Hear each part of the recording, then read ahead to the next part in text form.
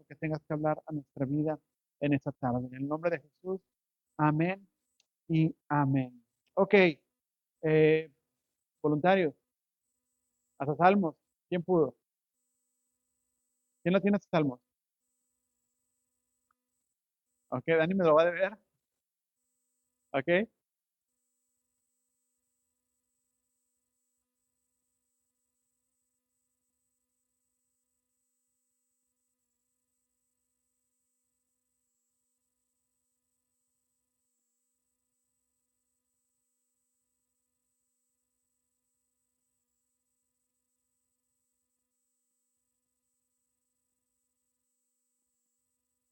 fabricaste unos y te moviste a otros, pero ahí va quedando, ok, ahí va quedando. Hay una oreja que quedó por acá, pero ahí más o menos, ahí va. Ok, ok, bien, me la más adelantaste ahorita. ¿Alguien más? ¿Alguien trae otro?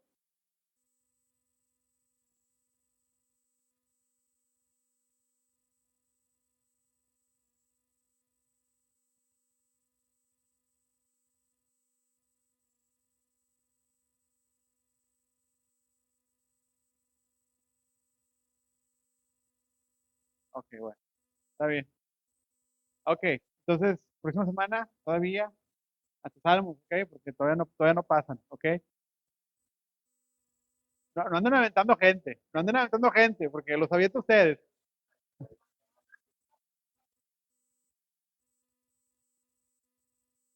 Ah, bueno, ok, ok, bueno, hasta Salmos todavía, ok.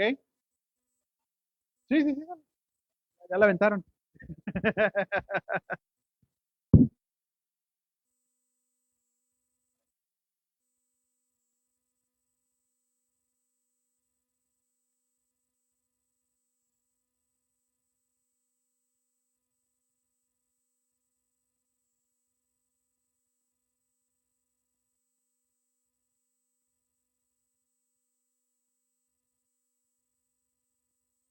Ok, bueno, hasta Crónicas. Ruth, no sé por qué se les olvidó Ruth a todos. Ruth va antes, un poquito antes. Ok, pero vamos bien, ok. Hermana.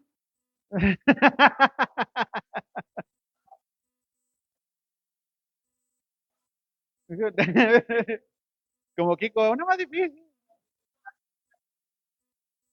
Ok, ok, hace salmos, ok, la próxima semana, vamos bien, están haciendo el esfuerzo, están trabajando la mente, se están proponiendo hacerlo.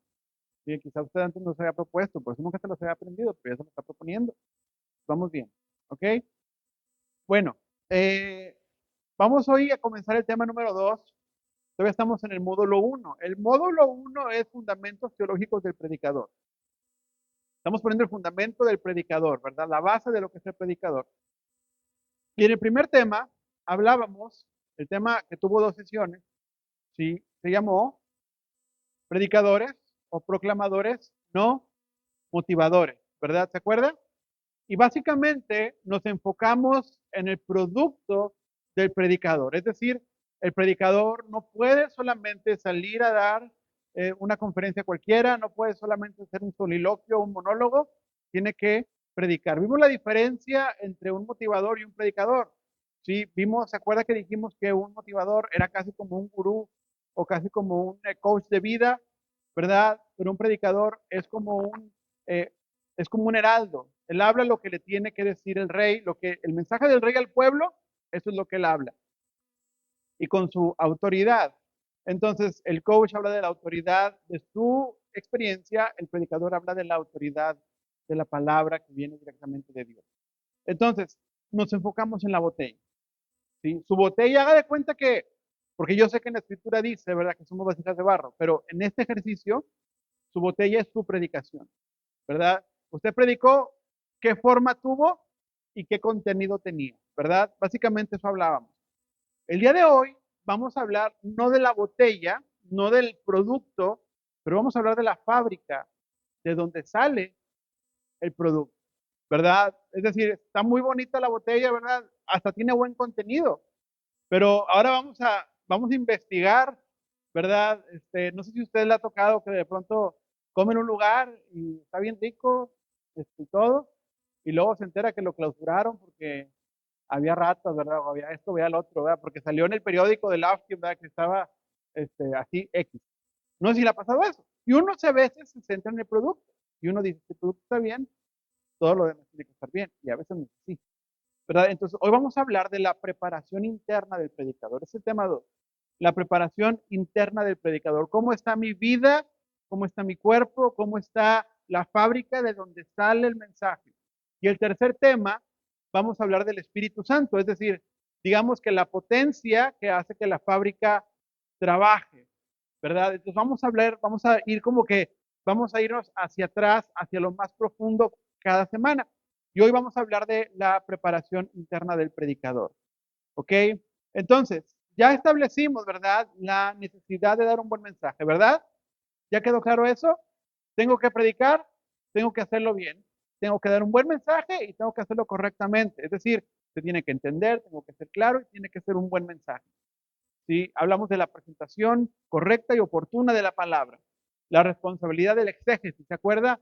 Estudiar responsablemente el pasaje, tratar de investigar lo más que se pueda, todo eso. Pero hoy vamos a hablar de la persona. Y en el punto 1 de su hoja dice ahí el mensaje y el mensajero, ¿qué son?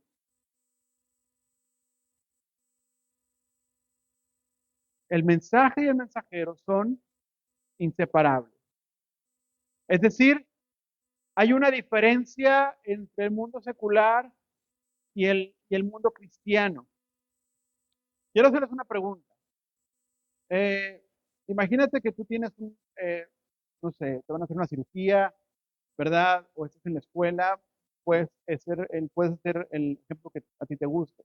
Pero cuando hablas de un profesionista o una persona que se dedica a algo que es muy bueno en lo que hace, un excelente jugador de fútbol, ¿verdad? Que tú eres el dueño del equipo y ves que el jugador mete goles y goles y goles, todo, y goles es dinero, ¿verdad? Y goles son victorias y son patrocinadores. Y tú sabes que el jugador es bien infiel, o sea, que tiene mujeres por todas partes. Pregunta, ¿que tenga muchas mujeres lo hacen mal futbolista? No. Es decir, no le importa al dueño. ¿Por qué? ¿Qué es lo que el dueño quiere? Que haga goles, ¿verdad? Es decir, un abogado, el abogado gana todos los casos, pero es bien maldiciente. Entonces, ser maldiciente en su vida privada le va a obstaculizar ser un gran abogado si siempre gana los casos. No, es decir, en el mundo secular, mientras tu vida privada no interfiera con tu vida laboral o profesional, a nadie le importa lo que hagas, ¿verdad? Mientras seas bueno en lo que haces, mientras el maestro siga enseñando bien, mientras los goles sigan cayendo, mientras los juicios sigan ganando, mientras puedas que la empresa vaya para adelante, allá afuera haz con tu vida lo que te plazca, ¿verdad? Eso es el mundo secular. Ahora, ¿cómo es el mundo cristiano? Sí, la diferencia entre cualquier persona que se dedique a lo que sea y un mensajero, un predicador, es que tu vida está entrelazada con tus palabras. Tu vida valida lo que tú dices, ¿sí? Es decir, tu vida va a validar o a anular mucho de tu mensaje. Tu mensaje puede ser muy bueno. No solamente puede que seas atractivo para predicar, no solamente que prediques atractivamente, puede ser que incluso tu mensaje sea bíblico, pero tu forma de vivir puede anular para la gente mucho de lo que estás diciendo, ¿sí? Cuanto más si te conocen. Por eso no es lo mismo predicar, ir allá a ser un predicador itinerante y pues no te conoce nadie, pero predícale a los que te conocen, ¿verdad? Y entonces ya viene, estamos hablando de otra cosa, porque se te juzga también con los actos. Pero es necesario que entendamos esta parte.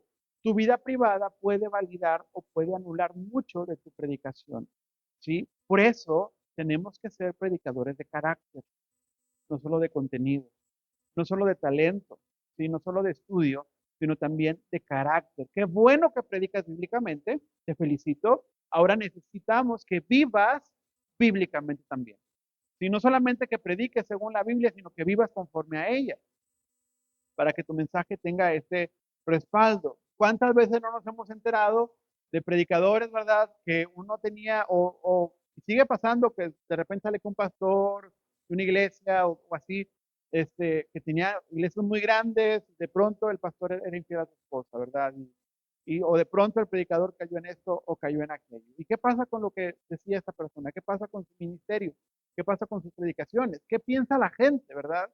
Pues eran cosas que él no estaba viviendo, eran cosas en las que él no creía, ¿verdad? Entonces, tenemos que ser predicadores de carácter. Tú tienes que ser un predicador de carácter. Si lo que tú hablas es lo que tú vives. Y entonces mis palabras, haz de cuenta que te van a entrelazar a la voluntad de Dios porque lo que tú estás diciendo, sabes forzosamente que tienes que practicarlo. Y yo no puedo predicar algo que a mí no me nace primeramente también vivirlo, ¿verdad? Entonces, hoy en día estamos llenos de gente que son predicadores de la secreta, son predicadores de la CIA. ¿Alguna vez alguien ha conocido a alguien de la CIA? ¿Has conocido a un agente del FBI? ¿Y cómo sabes que existen?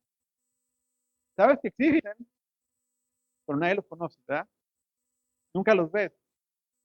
Capaz comiste con él y no sabías que era un agente, ¿verdad? Secreto, porque precisamente ese es el punto, ¿verdad?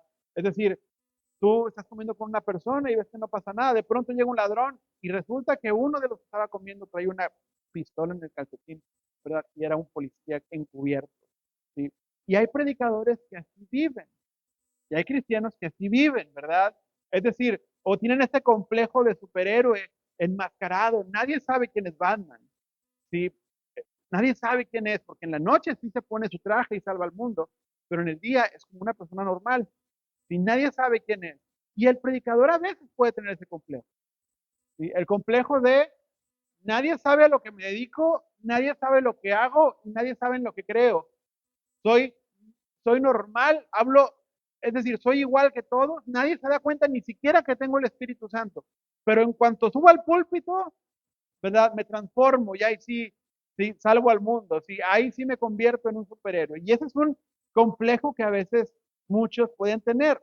Entonces, es importante que sepas esto. Tu vida diaria va a hablar de cómo estás preparándote para predicar. ¿Sí? ¿Qué es la predicación? ¿Tú qué entiendes por predicación? Dígame usted la definición, lo que a usted le venga por en su mente por predicación.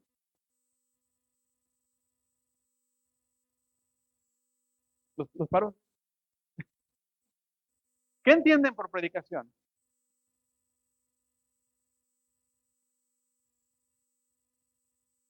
¿Qué es predicar?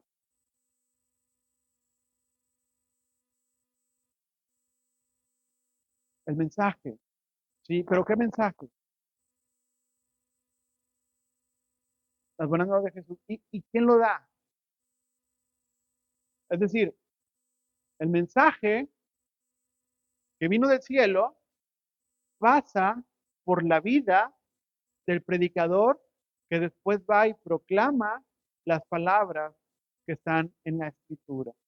Es decir, la predicación es la verdad de Dios que se derrama en la vida de las personas a través incluso de su personalidad. Es decir, cuando tú hablas, ¿sí? Es como Dios derramando su voluntad sobre tu vida para que entonces se esparza ese aceite, ese perfume, ¿verdad? Que viene del cielo. Entonces, por eso tiene que haber una proclamación, no solo verbal, sino también conductual. Es como el ungimiento, ¿verdad? De que hablábamos la otra vez. No solamente va a pasar por tu boca. Es decir, el Señor no solamente, el Espíritu Santo no solo se interesa llegar y pasar por tu boca, ¿verdad? Sino que tiene que llenar toda tu vida y examinar cada rincón de tu cuerpo, ¿verdad? De tu vida, de tu pensamiento, para entonces que ese mensaje salga realmente puro, para que ese mensaje salga limpio, ¿verdad? ¿De qué sirve que la tubería? Imagínate el esfuerzo de la ciudad de ponerle químicos al agua, ¿verdad? De pasarlos por las tuberías, de darles mantenimiento para que llegues y te sirvas en un vaso todo sucio. ¿De qué sirve ese esfuerzo, verdad, si el vaso está cochino? De nada, ¿verdad? Entonces, la salvación es un asunto holístico, es decir, completo. La predicación también lo es, ¿sí? Con toda la complejidad del ser humano. Si tú pretendes que Dios haga la obra en otros, tienes que esperar que Él haga también contigo primero. Si tú no dejas que Dios haga la obra contigo, ¿cómo esperas que lo haga con los demás? Si vas a hacer lo que entonces Pablo decía, yo no quiero ser un heraldo para luego venir yo mismo a perderme, ¿verdad? Tengo que asegurarme también de que esto primero me está pegando a mí. Si esto es ser un creyente de una pieza que valida lo que cree y lo que predica con su forma de vivir. Si de nada sirve que tu mensaje sea bueno si tu vida no lo es. ¿Alguna vez han visto estos nuevos pesos que hay en México? Los nuevos billetes, ¿verdad? Bien bonitos, llenos de colores, y un ajolotito, ¿verdad? Y todo. Qué padre. Pero tú lo pones frente a $1 y ocupas 10 de estos, ¿verdad? Para tener uno de estos. ¿Por qué? Porque lo que está detrás es lo que valida lo que vale la moneda. No solo lo que ves enfrente. Entonces, y esto tienes que saberlo, porque cuando tú prediques, la gente no solamente te va a interesar por cómo te preparaste, digamos, intelectualmente, sino que te va a interesar por tu vida personal. La gente, conforme tú te expongas, la gente va a empezar a observarte más. Y la gente va a empezar a juzgar más tus actitudes. Incluso hasta tus malas caras, ¿verdad? O por ahí, ¿verdad? Los malos gestos o las palabras cuando hablamos muy golpeado o cuando hacemos cosas que al ojo de la gente no le parece bien, la gente te va a empezar a ver diferente, ¿sí? Entonces, es necesario que el predicador no solamente predique bien con la boca, sino que predique bien con su vida. Es bueno que prediques un gran mensaje, pero también tienes que predicar con tu vida diaria. ¿Qué decía Pablo en 1 de Corintios 11:1? Sean imitadores de, porque yo soy imitador de. Entonces, ¿qué implican estas palabras? Que yo como mensajero pueda decir a la gente, imítame, porque yo estoy imitando a Jesús. ¿Te imaginas el reto? ¿Qué es eso? ¿Verdad? ¿Cuántos de nosotros tendríamos el valor para decirle eso a las personas? Imítame, tú tranquilo. Mira, si tú me imitas, vas a estar imitando a Jesús. Complicado, ¿no? Pero tiene que ver con la fidelidad que se le tiene al Señor, ¿verdad? Para que tú las puedas repetir. Entonces, ¿te acuerdas que la semana pasada hablábamos de lo que era un embajador? ¿Sí? ¿Alguien se acuerda? Dígame que era un embajador. Es un representante, ¿verdad? ¿Has ido a la embajada de México, que está en Houston? Es como un México chiquito, ¿verdad? Todo es como México, pero en pequeño, ¿verdad? Y entonces, lo que se hace adentro tiene que ver no con el país donde está, sino con el país de donde viene. Y el mensaje del embajador tiene que ver también con el lugar del que viene, pero también su comportamiento. Si tú eres embajador de, por decir, Estados Unidos y tu presidente tiene estas políticas, tú te comportas como que apoyas esas políticas, ¿verdad? Porque realmente las apoyas, realmente las crees. Entonces, no, tienes que seguir los valores de tu nación, aunque vives en otra. Y aunque vives en México, así te guían los valores americanos porque eres un embajador y viceversa, ¿verdad? Entonces, así debe de funcionar. Y tú eres ciudadano del cielo, predicas el mensaje del cielo y aunque estés en la tierra, vives como con la cultura del reino de Dios. Ahora vamos a ver unos principios, dice ahí en su hoja el punto número 2, principios fundamentales del predicador. Está un poquito apretada, pero a ver, voy a agarrar la hoja. Aquí en la primera página, casi por la mitad, dice ahí otros principios fundamentales del predicador. ¿Ya lo encontró? En el número 2 romano, aquí miren, principios fundamentales del predicador. Vamos a hablar de principios, ¿sí? En tu comportamiento y tu forma de hacer las cosas como un mensajero. Y el primer punto, ¿qué dice ahí en negritas? ¿El púlpito qué? El púlpito no es un escenario. Alguien dígame qué se hace en un escenario. Se actúa. Principalmente la gente sube a un escenario a actuar, a llorar cosas que no le causan daño, que no está viviendo, a reírse de chistes que ya contó muchas veces en el ensayo. Es decir, en un escenario se actúa, pero el púlpito no es un escenario. El altar o el lugar de enfrente o como le quieras llamar, no es un escenario. No es el lugar para fingir la voz, De pronto hay un predicador. ¿Alguien tiene aquí un predicador favorito? ¿Tienen predicadores favoritos? ¿O siguen algunos? De pronto cuando consumimos mucho una persona, ¿qué empezamos a hacer? Lo mismo, ¿verdad? Queremos hablar como él, queremos movernos como él, si queremos sus gestos, sus palabras, y de pronto hay quienes fingen la voz, ¿sí? Y entonces tienen que engrosarla y tienen que hablar de cierta manera porque así les enseñaron que así se hace, ¿verdad? Pero tú los ves en su vida diaria y no hablan con esa voz, hablan con una voz más suave, un poco más aguda, no es igual. Entonces, ¿qué está pasando? La están fingiendo, son otra persona, ¿sí? Tampoco el altar, el púlpito, no es un escenario, no es un lugar para que tú finjas una personalidad, ¿sí? No es el lugar para que finjas palabras que no entiendes, ¿sí? Porque las escuchaste y se escuchaba bien padre y entonces quiero repetir la palabra, ¿verdad? Que dijo aquella persona y no sabes ni qué significa. No es el lugar para hacer eso. La predicación va a requerir honestidad, ¿ok? ¿Alguna vez te has topado con alguien que tú dijiste, este no se parece al que yo conozco? O sea, como que está fingiendo, está forzando una actuación mientras predica. ¿Te ha tocado ver eso? Ok, bueno, hay que tener cuidado con eso. No hay que fingir la voz, no hay que fingir la personalidad. También, otro segundo punto importante, ¿cuál es ese?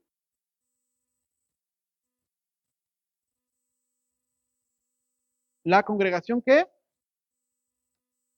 Es decir, la gente te va a juzgar, te van a evaluar. Para muchos predicadores es mejor, y para muchos pastores es mejor tener gente ignorante, porque si nunca se sienten juzgados por la calidad del mensaje y la calidad de sus vidas. ¿Sí? Tú puedes tener gente, si tú quieres, te la puedes buscar, que con que les hables de forma interesante los puedes tener felices y contentos. Pero si la congregación que tienes enfrente sabe o es sabia, ¿verdad? O sabe apreciar el mensaje, entonces van a juzgar tus palabras y van a juzgar también tus acciones, ¿verdad? Decía Walt Whitman, un enfermero y poeta, que un gran poeta requiere un gran público. Así que cuando tú predicas, ese es un principio que tienes que entender, la gente te va a evaluar, si la gente te va a juzgar. ¿Se acuerda lo que le dije hace 2 semanas? Este predicador que contaba muchos chistes, hacía mucho reír, pero entonces pasaban las semanas, ¿verdad? Y uno se daba cuenta que no tenía mensaje, lo que tenía era solo la forma. Y la iglesia se le vació. ¿Por qué? Porque la gente se dio cuenta, ¿verdad? Entonces la gente te va a juzgar. La primera vez te van a decir todos que estuviste muy bien. Siempre, no importa lo que digas. Siempre te van a decir que estuviste estupendo, ¿verdad?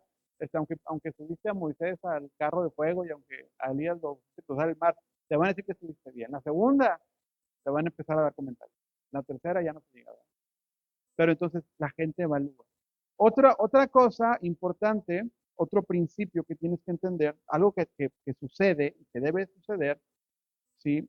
Dice ahí que el arte de predicar no consiste en preparar un sermón, sino en preparar al predicador. Es decir, tú no te preparas solamente cuando vas a predicar. Tú predicas porque estás preparado. Y cuando hablo de preparado, no me refiero a que fuiste a la escuela bíblica, me refiero a que espiritualmente estás lleno del Señor, a que emocionalmente estás sano, ¿sí? Porque luego, si nosotros nos subimos con estas facturas emocionales, nos subimos a lastimar gente.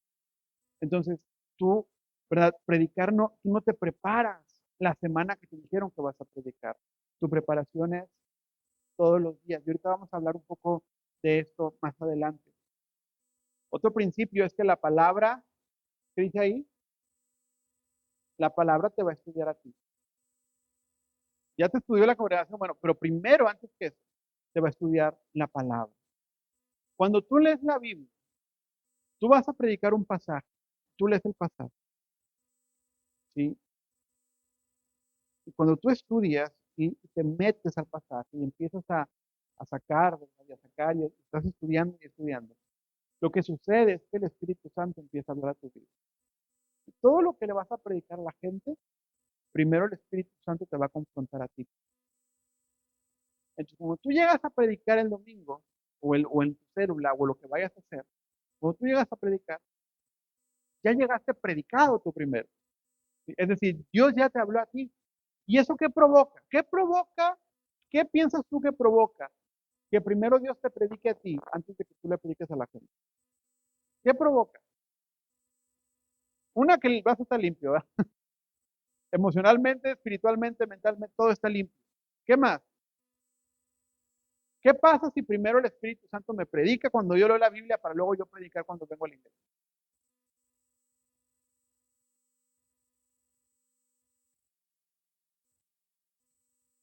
Ok, hay un entendimiento mejor del mensaje, es más fácil explicarlo, ¿verdad? Porque ya entró a tu vida. O sea, es decir, sí, el alimento ya tú lo consumiste, ya puedes explicar cómo consumirlo. ¿Ok? ¿Algo más? ¿Ok? ¿Ok? Hablamos de la unción como un permiso, una autoridad de parte de Dios para hacer un trabajo en específico, ¿verdad? Y es como que Dios te dice, yo no te dejo hablar de esto si primero yo no te hablo a ti de lo mismo, ¿verdad? De lo que estás leyendo en la escritura. ¿Ok? ¿Algo más? Hay convicción de lo que establece. Sí lo crees, para empezar, ¿verdad? No, no te subes al púlpito, no te subes a filosofar, ni te subes a cuestionar, te subes a predicar, ¿verdad? A dar el mensaje. ¿Ok? Hay otro detalle que puede ser también, por ejemplo, hay un mayor entendimiento de la gracia de Dios. Porque cuando un mensaje te predica a ti, cuando tú lees un pasaje y tú ves tus errores, lo que hace la Biblia es que te pone la luz a ti primero. Tú ves tus errores y entonces pides perdón a Dios por lo que tú has hecho mal. Y llegas a predicar, pero ya llegaste perdonado, llegaste procesado, ¿verdad? De lo que estuviste leyendo. Ya no llegas juzgando a la gente, no llegas golpeando a las personas, sino que tú llegas para pasarlos por el mismo proceso por el que ya te pasaron a ti. Es decir, ¿qué vas a buscar? El perdón de la gente. ¿Sí? El perdón de Dios para las personas. No exhibir a la gente, sino que la gente se pueda sentir también perdonada, arrepentida de sus pecados, así como te pasó a ti cuando estabas estudiando ese pasaje, ¿verdad? Y de pronto vinieron los defectos que salieron a relucir en nuestra vida. Entonces, cuando estudiamos profundamente las escrituras, cuando realmente reflexionamos en la Biblia, podemos predicarnos nosotros primeros y ser procesados, ¿verdad? Ya meditaste tus fallas personales, ya meditaste dónde te equivocaste, ¿sí? Ya hay un mayor entendimiento del pasaje, hay más gracia cuando predicas, ¿sí? Entonces, siempre es necesario que entendamos que la palabra nos va a estudiar a nosotros. Si yo cometo el error de decir, ay, que voy a predicar, voy a predicar, voy a predicar, y entonces buscar un pastor, y esto, ¿verdad? Y entonces saco 3 puntos, ¿verdad?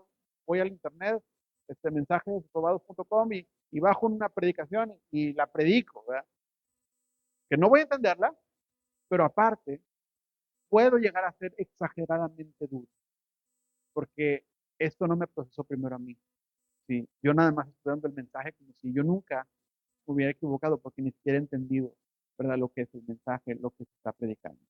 Ok, otro principio, ahí en negritas, ¿qué dice? La persona importa. La persona importa. Hay una frase que tenemos que tener cuidado cómo la usamos, porque nos encanta usarla a los cristianos. Siempre la estamos usando. No veas al hombre. ¿La has oído? ¿La has oído? No veas al pastor. No, es que no veas al predicador. Ve lo que ve a Dios, ¿verdad? No veas al hombre, ¿verdad? Sabemos que vamos a una iglesia bien corrompida, pero como queremos que la gente siga yendo, le decimos, es que no veas a la iglesia, no veas al hombre. ¿Qué pasó? ¿Todo bien? Ah, le dio frío. Ok, está bien. Ok, entonces siempre decimos, no veas al hombre, ¿verdad? Ve a Dios, no veas a la iglesia, no veas a la persona, ve el mensaje. ¿Lo has escuchado? ¿Sí lo has escuchado? Bueno, esa palabra tiene sentido, por ejemplo, Cuando queremos decir a la gente que nuestra confianza debe estar en Dios, ¿lo podemos usar? Esa frase sí la puedes usar dependiendo del contexto, ¿verdad? Es decir, tú puedes decirle a las personas, tú mira al Señor, ¿verdad? No te embeleces en la gente que está arriba. Claro, por supuesto, mira a Dios. Pero el predicador tiene que estar capacitado para ser visto, ¿sí? Pablo no les dijo, no me vean a mí, vean nada más a Jesús, porque si no lo ven a él, ¿cómo van a ver a Jesús? A veces, el primer contacto, la primera referencia que va a tener la gente de Dios, ¿quién va a ser? El que predica. Si tú te pones al frente en un grupo, cualquiera que sea, tú eres la principal referencia de lo que es Dios para las personas, ¿sí? Y hacemos mal en decirle a la gente todo el tiempo, no veas al hombre, porque lo que estamos haciendo es, básicamente estamos dejando el mensaje en el aire y que cada quien interprete lo que quiera, ¿verdad? Entonces tú no puedes pararte al frente. Imagínate que yo me paro al frente o que a cualquiera de ustedes se pare al frente y digan, no, no, pero no me miren a mí, ¿ok? No me miren a mí. Porque cuando yo hago eso, yo le estoy diciendo a la gente dos cosas. O que no me preparé, o que vengo en pecado, ¿verdad? O que quizá no me siento digno de estar enfrente porque sé que no estoy haciendo algo bien, ¿verdad? Pero cualquiera que sea el caso, tú nunca le debes de decir a la gente, no me mires a mí, ¿sí? A menos que Dios te use mucho y entonces veas que la gente empieza a admirarte demasiado, entonces diles eso, no me veas a mí, ¿verdad? No soy yo, es Dios, ¿verdad? Pero en cuanto al ejemplo de vida y en cuanto al juicio que se te va a dar, tienes que estar preparado para que la gente te observe. Si tú te escondes detrás del púlpito, la gente no va a tener referencia de dónde está Jesús, porque muchas veces tú eres la principal referencia que te van a tener, ¿sí? Igual en tu trabajo, igual en tu escuela, donde quiera que andas. La gente que no es cristiana te ve y sabe que eres cristiano, inmediatamente relacionan a Jesús contigo, aunque no te lo digan. ¿Sí? Y si tú, como creyente, predicas otro Dios, entonces estamos llevando un mensaje equivocado a las personas. Porque aunque nuestras palabras digan el mensaje correcto, mis actitudes están predicando otro mensaje. Y entonces estoy en una bipolaridad espiritual, ¿verdad? Estoy diciendo una cosa y haciendo otra y entonces la gente está confundida. Y la gente va a tomar ventaja de eso. Y entonces la gente va a decir, cuando me convenga voy a hacerle caso a sus palabras, cuando me convenga voy a hacerle caso a sus acciones, ¿verdad? Cuando me convenga, ¿verdad? Es que el pastor dijo, ¿verdad? La hermana dijo, pero cuando me convenga, no, pues sí, que la hermana también hace, el hermano también hace, ¿verdad? Cuando me convenga, me agarro de acá, la gente lo va a hacer. Entonces tienes que prepararte para servir. No sé si alguna vez ustedes han comido o les gustan los hot dogs. ¿Les gustan los hot dogs? Tú vas a la tienda y ves que dice Oscar Mayer ahí, ¿verdad?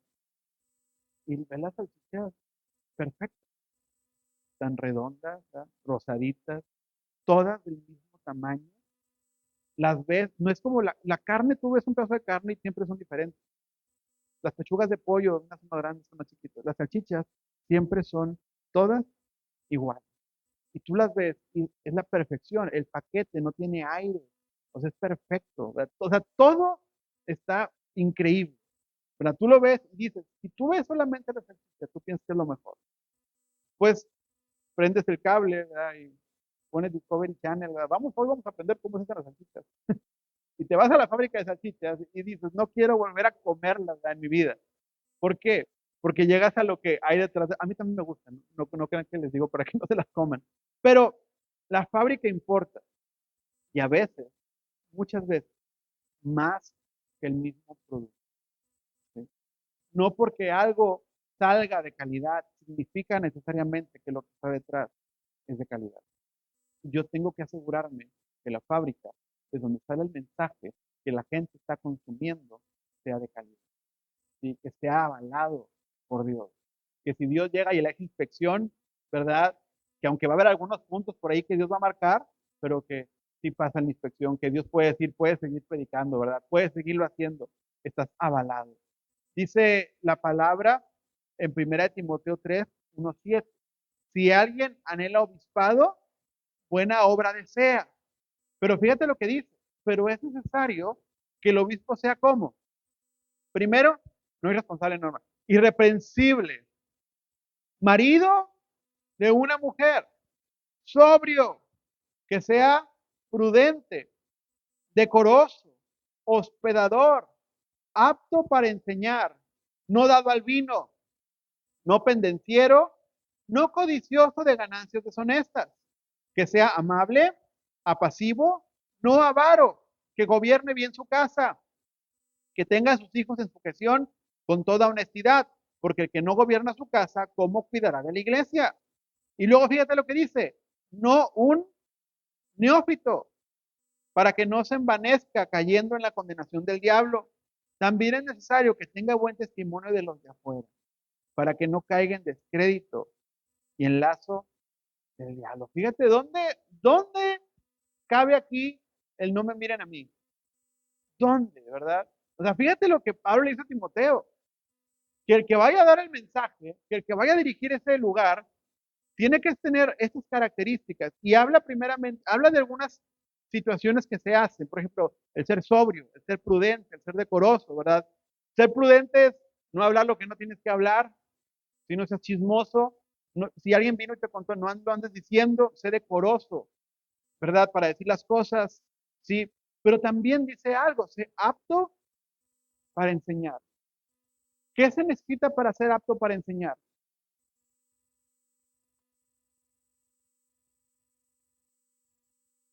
Dice que no sea un neófito. Un neófito es una persona que no sabe. Y entonces hoy estamos en un punto en el que muchos quieren predicar y muchos tienen el estilo y si se copian un mensaje, capaz que hasta el contenido. Pero son neófitos porque no saben ni siquiera lo que están diciendo. De ahí la importancia que nos empapemos de la palabra. Por eso necesitamos estar llenos del Espíritu Santo, ¿sí? Para que podamos vivir estas cosas, que dice 1 Timoteo 3, 1, 7. El proceso tiene que ser tan limpio como el producto final, de la misma calidad, ¿sí? Cuando tú has visto esas carnes, ando muy este ejemplo de leche, cuando tú has visto esas carnes que dicen ahí guayu, ¿verdad? Y es que son muy caras, o sea, son muy caras. Y a una milanesa que es guayu ya te cuesta más que un ribeye, ¿verdad? Que no es guayu. ¿Por qué? Porque las guayu son vacas especiales. O sea, básicamente lo que te están diciendo a ti con esa calidad es que la vaca comió solamente de esta comida, descansó tantas horas al día, se le dio masaje tanto tiempo, ¿verdad? Jugaba con una pelota. Es decir, todo lo que se hacía a la vaca está registrada, el proceso del animal. Cuando tú te dicen, esta carne es guayu, porque desde que nace la vaca tenemos registrado todo lo que hizo esa vaca hasta que llegó a la tienda. ¿Verdad? El proceso está garantizado que es de la mejor calidad que te puedes encontrar. Sí, y tenemos que procurar que el proceso también sea así. Qué bueno que predicaste. Ahora, si yo me pregunto, ¿y cómo fue tu proceso? Entonces me tienes que decir, pues estudié, pues me preparé, ¿verdad? Pues estuve meditando en eso, pues el Señor me habló, o simplemente es la descarga de internet, o prediqué lo primero que se me vino a la mente, o no me preparé, pero salió el mensaje, la gente se emocionó, pero no me preparé. Pero Dios no me habló en toda la semana, ¿sí? Entonces yo vengo y digo, hermanos, el Señor me acaba de cambiar el mensaje, ¿verdad? Así que vamos a cantar, ¿verdad? Que fluya la alabanza, porque no sé qué decir. Entonces, el proceso es muy importante, ¿sí? La vida privada del predicador es muy importante. Ahora, vamos a hablar en el número 3 del proceso de preparación interna del predicador. Vamos a hablar de tu proceso de preparación. ¿Cómo te preparas para predicar? ¿Sí? El predicador tiene que estar en constante preparación, todo el tiempo preparándose. En su trabajo, en su estudio, en sus disciplinas espirituales, siempre se está preparando. Ahora, ¿cómo me preparo? Dice ahí en negritas con el estudio ¿qué?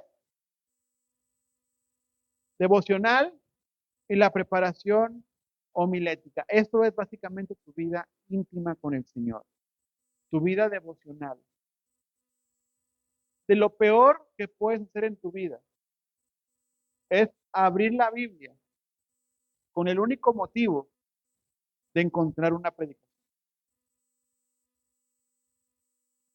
O sea, porque cuando hagas eso, entonces la Biblia nada más va a ser tu herramienta de trabajo. Lo peor que puedes hacer es estudiar la palabra solamente para encontrar de qué predicar, ¿sí? Buscando versículos con ojos de cazador, ¿verdad? Como si fueran venados y empiezas a buscar de qué hablo, de qué hablo, de qué hablo, ¿verdad? Ah, pues de esto. Sí, eso es lo peor que puedes hacer. La Biblia, la lectura bíblica para predicar se tiene que hacer profundamente, pero también tienes que aprender a leer de forma sencilla. Es decir, leer de corrido las cartas, dejar que Dios te hable a través de la escritura, alimentarte personalmente. Si tú no te alimentas personalmente, no le puedes dar nada a la gente, no les vas a poder dar nada a las personas. Entonces tiene que haber una vida devocional. ¿Qué es la devoción? Es la entrega, ¿sí? Una devoción es la adoración, es la entrega personal. Y una vida devocional es una vida de entrega, una vida dedicada a la oración, una vida dedicada a la lectura de la palabra, una vida dedicada a los ejercicios espirituales. Y todas esas cosas son las que preparan al predicador. El predicador no se prepara cuando va a predicar y abre un pasaje. El predicador se prepara cuando hace vida devocional, ¿sí? Ahora, si yo te pregunto, no me contestes, ¿cómo está tu vida devocional? ¿Cuánto? ¿Cada cuándo? ¿Verdad? ¿Con qué intención? ¿Sí? Es decir, ¿cuánto le estamos poniendo a nuestra vida devocional? ¿Cuánto estamos dándole al Señor en ese sentido? Porque a veces la vida devocional se puede convertir en una rutina, luego más con sueño, ¿verdad? Que con ganas, o rápido, rápido, rápido, porque ya me tengo que ir, ¿verdad? O ya me quiero acostar, o ya tengo que hacer, ya va a empezar la novela, ya va a empezar el partido, ya va a empezar esto, ya va a empezar lo otro. Pero, ¿cuál es tu vida devocional? ¿De qué calidad es tu vida devocional? Sí. Si tú tuvieras que calificarla del 1 al 10 en tu mente, ¿cómo la calificarías? Si tu vida devocional fuera agua de la llave, ¿te la tomarías? ¿O la usarías para otra cosa? ¿De qué calidad es esa vida? Porque de esa calidad va a ser la calidad de predicador que tú vas a ser. La calidad de predicador que tú seas no va a ser por cómo te pares, ni por tus técnicas, la calidad de tu devoción. Si no tienes calidad en tu devoción, tu predicación tampoco va a tener calidad, ¿sí? Así que es necesario que aprendamos a ser gente que, que es devota a Dios en ese sentido. Y parte de la preparación devocional, dice ahí, ¿cuál es? Inciso A, la oración. Claro, la oración. ¿Y cuándo oro? Mira, te voy a dar un consejo en el punto número 1, pero en el punto número 2 te voy a dar una salida. ¿Qué dice número 1 ahí? Redime tus mañanas. A ver, todos acá.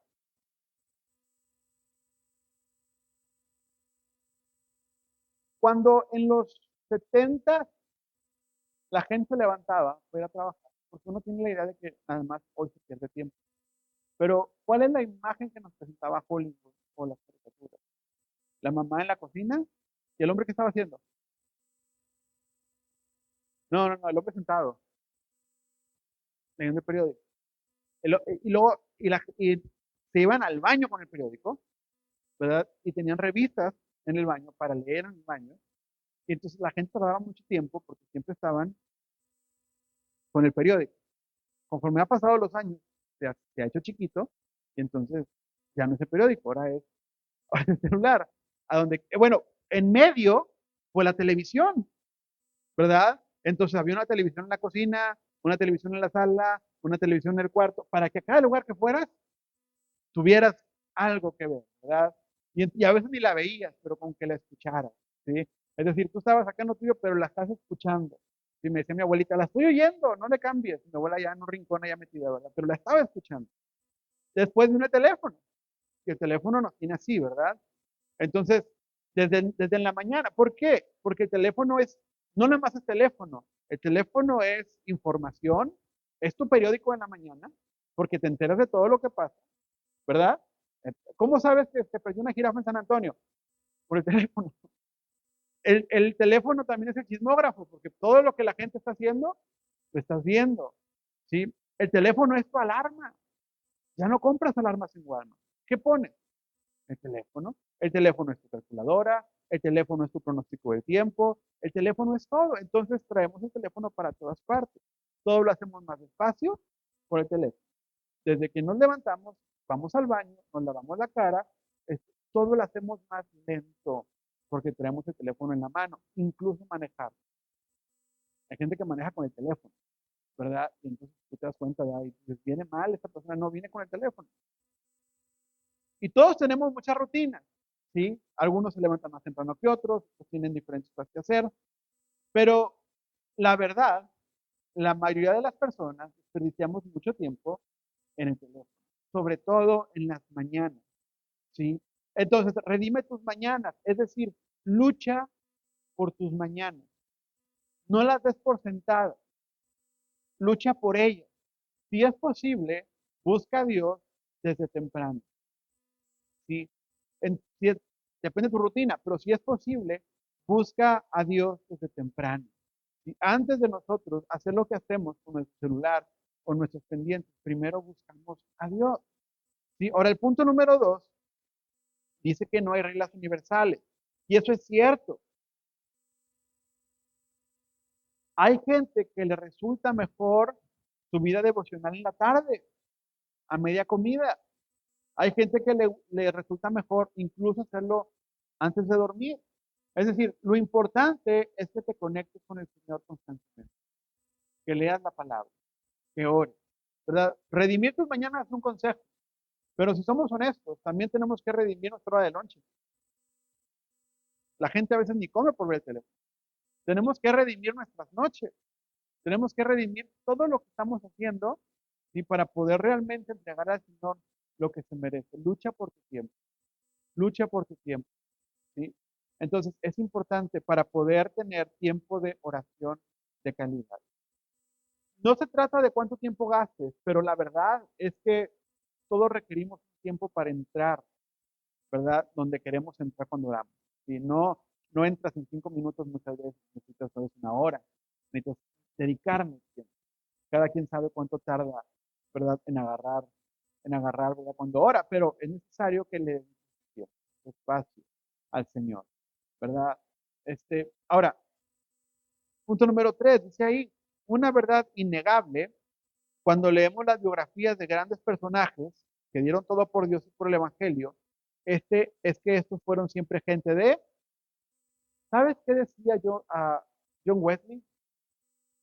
Decía, yo tengo por menos a cualquier hombre que diga de Dios y ore menos de cosas así.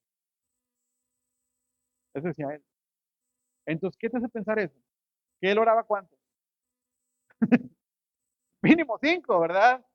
Es decir, 4 era su mínimo. Ahora, claro, tal vez tú digas, sí, pero Weldon era misionero, él a eso se dedicaba, y yo tengo que trabajar, claro, no digo que tengo que orar 4 horas, pero sí que la realidad es que cada persona que ha sido de influencia en una comunidad siempre resultó que era alguien de oración. Eso está claro, y eso es de ley. Número 4, no puedes orar mecánicamente. Debes ponerte en una disposición real de oración. No ores mecánicamente. Me decía una persona el otro día, yo no sé cómo empezar a orar. ¿No sabes cómo empezar a orar? Empieza agradeciendo. Usa tu mente para agradecer al Señor. Gracias por esto, gracias por aquello. ¿Qué es lo que tienes? Como los niños. Te agradecen por esto, por aquello, por aquello, por aquello. La alabanza empieza de a poco a fluir, ¿verdad? Y cada día es diferente, cada conversación con Dios es diferente. Tú siempre hablas lo mismo con tu esposo, siempre hablas las mismas cosas. Si siempre es lo mismo, ten cuidado. Tiene que haber alguna variedad, ¿verdad? Algo pasa. Entonces, número 5, cuando estás conectado con Dios, recibirás impulsos internos para orar. A veces cuando lees un texto complicado, a veces cuando medites, pero es bueno seguir, perdón, ese impulso de oración. ¿Te ha pasado que estás leyendo la Biblia y llegas a un pasaje y el Señor te quiebra ahí en ese pasaje y tienes que orar? O sea, aunque tú digas, todavía no termina mi tiempo de lectura, pero ya, ya Dios te está llamando a orar, ¿verdad? No sé si te ha pasado eso. Si te quebranta el Señor cuando eso sucede.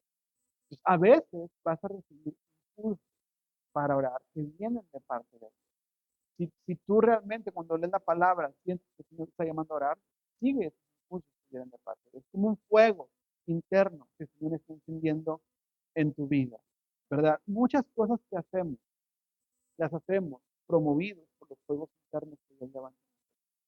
Que de pronto Dios llena nuestro corazón y nos llama a hacer algo.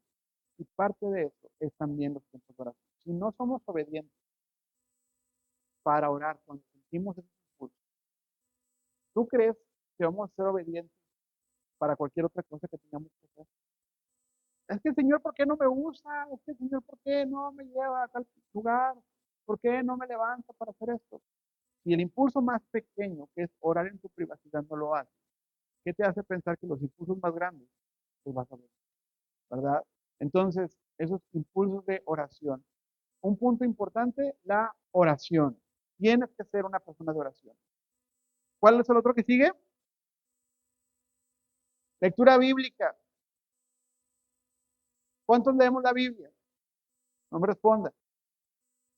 Lectura bíblica. Y un consejo, aprenda a leer la Biblia sistemáticamente. ¿Qué significa sistemáticamente? Por sistema. Usted diga, hoy voy a leer el libro de Efesios. Hoy voy a empezar a leer Génesis, o voy a aventar el Génesis hasta que termine. Mañana le sigo con el Génesis. ¿Por qué? Si usted empieza a leer, como que, a ver qué cae hoy. Voy a leer, a ver Dios qué tiene para mí, ¿sí? Y entonces busca, ¿verdad? Si usted lee de esa manera, usted se va a topar con que de pronto usted va a escoger leer solamente los mensajes que le gustan. A veces tenemos esa tentación. Voy a leer los pasajes que a mí me gustan, ¿verdad? Los que dicen lo que me gusta que digan, ¿sí? De pronto uno se topa con predicadores que te dicen, esto yo lo he escuchado, hay gente que dice, yo predico nada más en es lo único que te manejo, ¿verdad? No te manejo el Antiguo Testamento. Otros dicen, yo solamente leo Salmos, otros dicen, yo solamente leo Romanos, ¿verdad? Pero es importante que usted lea su Biblia sistemáticamente, es decir, procure decir, voy a empezar aquí y voy a terminar acá, ¿verdad? Y eso es leer por sistema, voy a leer el Génesis, o voy a leer los Evangelios y empiezo hasta que termine, al día que vaya a terminar, ¿verdad? Número dos, es importante que leas cuánta Biblia. Pregunta, ¿alguien aquí ya leyó toda la Biblia? ¿Ah, sí? ¿Alguien más también, Dani? Ok. Leer toda la Biblia es bien importante para usted. ¿Cómo lo puede hacer? Yo creo que de dos maneras. La forma en que yo lo hice, empecé en Génesis y terminé en Apocalipsis, ¿verdad? Y había momentos cuando llegué a Levítico, zonas bien rocosas, ¿verdad? Como que, "Ay, ¿cómo es?". Y luego llegas a otros pasajes, pero puedes hacerlo así, desde el principio hasta el final, o puedes empezar en el Nuevo Testamento y luego en el Antiguo, o puedes ir por secciones. Voy a leer todo el Pentateuco, o voy a leer todos los libros históricos, voy a leer todos los evangelios, pero tienes que leer toda la Biblia. No que te la vas a aprender toda, pero tienes que leerla toda. Pasa a leerla toda. Puedes utilizar tu método o puedes utilizar un método que ya exista, porque hay métodos para leer la Biblia completa. Búscalos. Te voy a dar un dato en el número 3. Mira cuántos capítulos tiene la Biblia en total. ¿Suenan mucho? Suenan mucho, pero ¿cuántos días hay en el año? Si usted divide, si usted lee 4 capítulos al día, usted se acaba de leer su Biblia en 10 meses. ¿Cuánto tardas en leer 4 capítulos? Poquito. Si acaso, si los largos. Hay capítulos que duran, o sea, puedes leer en poco tiempo. Sí, ahora yo no estoy diciendo que los vas a estudiar a profundidad todos, pero tienes que leerlos todos. Entonces, si tú lees 4 capítulos diarios, tú dices, le dices al Señor, voy a leer 4 capítulos todos los días sin brincarme ninguno. En 10 meses ya leíste toda la Biblia completa. Ya pasaste por todos los libros de la Biblia. Sí, no es mucho, la verdad no es mucho. Entonces, o puedes leer seguido, ¿verdad? Como dijimos. Un mal hábito que tienen muchos predicadores es leer la Biblia solamente para sacar textos o información que pueden usar para predicar.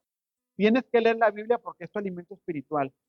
Cuando tú lees sinceramente, cuando tú leas porque quieres conocer al Señor, entonces van a venir textos a tu vista que te van a hacer detenerte, te van a hacer reflexionar, te van a hacer investigar, ¿verdad? A veces vas a leer porque quieres conocer del Señor y va a venir un pasaje que te va a hablar. Y entonces sí, escribes, investigas, te detienes, ¿verdad? Pero no lees la Biblia solamente para ver qué predicas. Eso no es alimentarte, ¿sí? Eso no es así. Cuando un pasaje te hable, escribe, ¿sí? Y eso es bien importante. Si tú lees tu Biblia, ten un lápiz y una hoja. Porque si un pasaje te habla, ahí detente y escribe. Y escribe lo que estás pensando y lo que Dios te está hablando, ¿sí? No digas, luego lo voy a recordar. Ah, no, luego paso, luego que me acuerde otra vez, ¿verdad? Porque, ¿qué va a pasar? Vas a regresar al libro y ya no te vas a acordar lo que estabas pensando. Entonces, escribe lo que el Señor te habla cuando estás leyendo. A veces es en esos momentos. Es como cuando estás, ¿verdad? Con tu esposa y le dices algo bonito, pero es porque también hay un ambiente, ¿verdad? Y ese ambiente no es igual en otra parte. Tienes que hacerlo en ese momento. Entonces, el Señor te habla a través de la Escritura. Pero si tu lectura es honesta, si tú quieres conocer al Señor, entonces Dios te va a hablar y tú vas a poder escribir, ¿verdad? Ahora, tengo que orar, tengo que leer la Biblia, pero también hay material de apoyo que me va a servir a mí para edificarme y va a servirme también para trabajar en los sermones.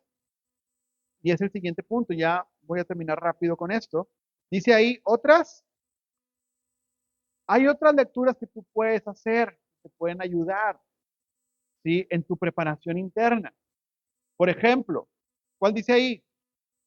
Sermones escritos. Puedes leer sermones escritos. Tienes que tomar en cuenta que hay de sermones a sermones, ¿verdad? Tienes que saber quién lo está escribiendo, cuál es su teología, qué carácter tiene el sermón y qué carácter tienes tú. Mira, si tú eres una persona muy melancólica, y esto es algo que incluso Martin Lloyd Jones estaba comentando también en su libro, si eres una persona demasiado melancólica y siempre lees sermones que se dirigen, ¿verdad? Demasiado a la introspección, hasta tristeza te va a dar, ¿verdad? O sea, vas a salir hasta queriéndote deprimir. Como tus sermones que tú vas a leer, si son escogidos por ti, tú puedes saber qué tipo de sermón necesitas leer según también tu carácter y lo que estás viviendo en ese momento. ¿Sí? Tú tienes que saber también de quién vas a leer y a quién no vas a leer, ¿verdad? O de quién vas a escuchar, o de quién vas a ver un video y de quién no. Ahora, segundo, hay libros de teología que puedes usar, ¿verdad? Y ahorita vamos a hablar unos de esos. Hay libros de historia que puedes también usar. Hay libros, hay materiales de apoyo, dice ahí, para hacer un exégesis, un texto. Tú no sabes cómo sacar el jugo al texto. Hay materiales de apoyo que te ayudan, ¿verdad? A sacar el jugo al texto. Tú haces tu trabajo, pero luego vas y lo comparas y entonces sacas más información. ¿Sí? Punto número 5, y este es un consejo de Lloyd Jones, de hecho, que dice, y la verdad es que cuando lo leí, tiene razón, no agites mucho tu mente antes de dormir. El consejo que él da es que no hagas lecturas turbias y complicadas justo antes de dormir porque te va a dar insomnio. Y te lo digo a consejo personal también. ¿Sí? Hubo una materia que yo estuve llevando hace tiempo de historia de la iglesia y me leí un libro de historia de la iglesia de este vuelo. Eran varios libros, pero uno en especial. Y te habla de todo, o sea, las cruzadas, las guerras, ¿verdad? Y cómo los cristianos pasaron y mataron a cuanto judío vieron mientras iban a Jerusalén a pelear por las cruzadas, cómo violaban a las mujeres, ¿verdad? O sea, toda la historia. Y a mí se me ocurría hacer los trabajos y las lecturas en la noche. Entonces, 2, 3 horas dormir. ¿Por qué?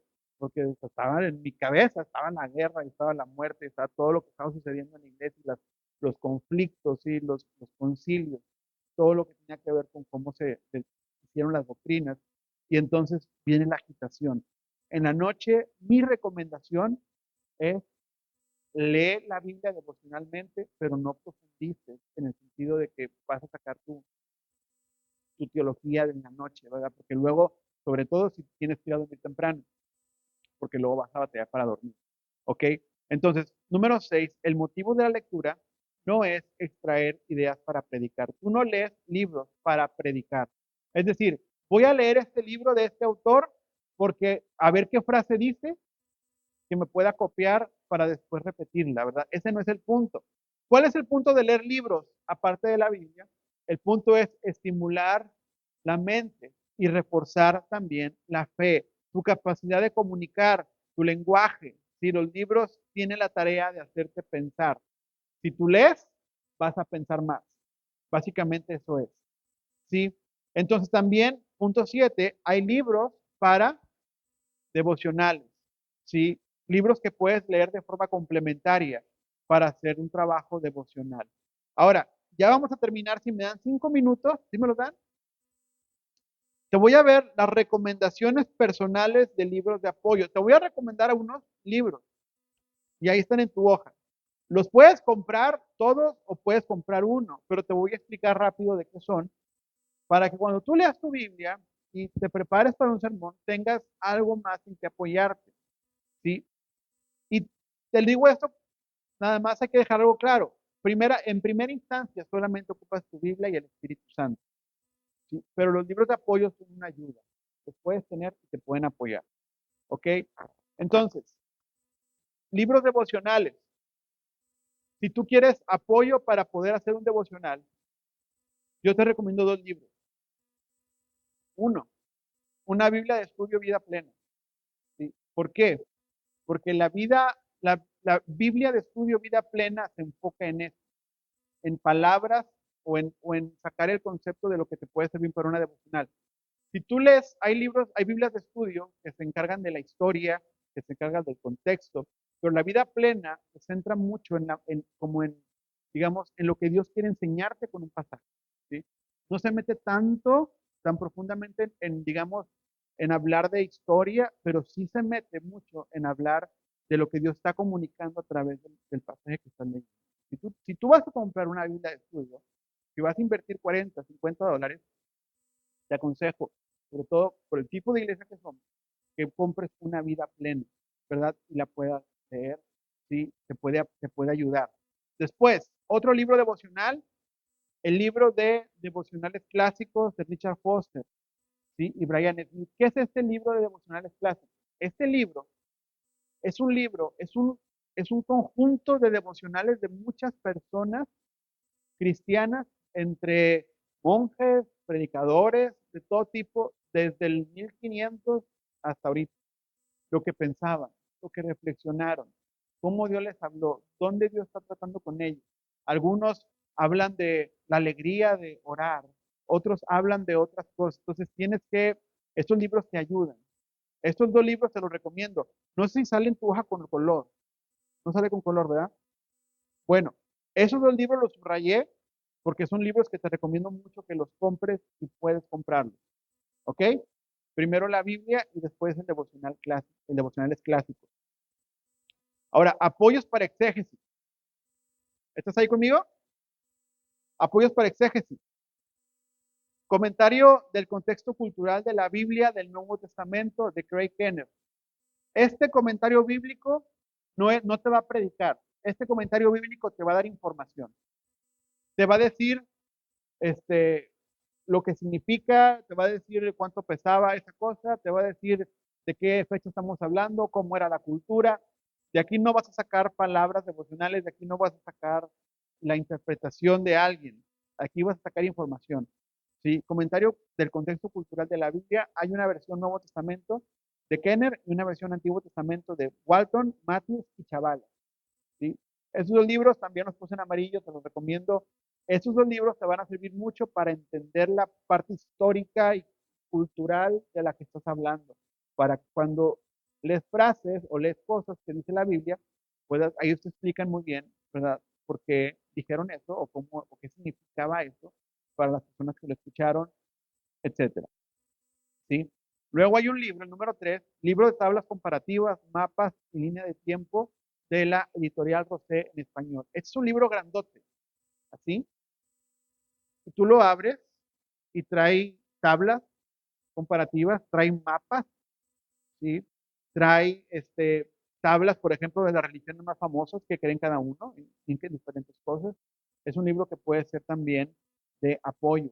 Vienen los mapas de los, no solo de los viajes de Pablo, pero de cómo era Medio Oriente en los tiempos de Jesús, en los tiempos de Moisés, en los tiempos actuales, todo eso. Número 4, un diccionario bíblico ilustrado de Samuel Vila. Eh, palabras, definiciones de palabras los puedes encontrar ahí. Número 5, este libro que es nuestro Nuevo Testamento de Merrill Tenney. Este libro es básicamente una introducción a cada libro del Nuevo Testamento. ¿Sí? También está muy padre porque te ayuda a entender en qué situación estaba el escritor que lo hizo. Por ejemplo, Filipenses, ¿dónde estaba Pablo? ¿Qué estaba haciendo? ¿Por qué mandó la carta? Todos los porqués, todo lo que necesitas saber antes de leer el libro, lo puedes encontrar en este libro de nuestro Nuevo Testamento. De los apoyos para exégesis, te recomiendo sobre todo los primeros dos, sí que te van a ayudar mucho. Y el número 5 que también te puede ayudar mucho, aunque todos son importantes, todos son buenos. Libros de historia, si un día te quieres meter a la historia de la iglesia, historia del cristianismo, la obra completa de Justo L. González y la historia del pensamiento cristiano de Justo L. González. ¿Ok? También son libros que te pueden servir, aunque estos, yo digo, no tienes que comprar los primeros, primero que te acabo de mencionar. Libros de hermenéutica, para aprender a leer bien la Biblia y aplicarla. ¿Sí? Hay dos muy buenos, hermenéutica entendiendo la palabra de Dios, de Scott Duval, y el otro es La lectura eficaz de la Biblia, de Gordon Fee, que vamos a llevar en estas próximas semanas. Te recomiendo ese libro ampliamente. ¿Ok? Biblias interlineales, está la Biblia Nuevo Testamento interlineal del señor La Cueva. Esta Biblia también es muy buena. Es una Biblia, y haz de cuenta que tú lees las letras, y abajo viene la palabra en griego, por si te interesa, pero tampoco la tienes que comprar. Disciplinas espirituales. Ese libro te lo recomiendo para tu vida devocional. Celebración de la disciplina de Richard Foster. Este libro es muy bueno porque te enseña las disciplinas espirituales, te las explica y quizá vas a poder verlas de otra manera que tal vez no las estabas viendo. Estos libros pueden ser libros de apoyo para formarte como persona, ¿sí? Que lee de las cosas de Dios, que se prepara. No para que vayas y saques un mensaje de esos libros.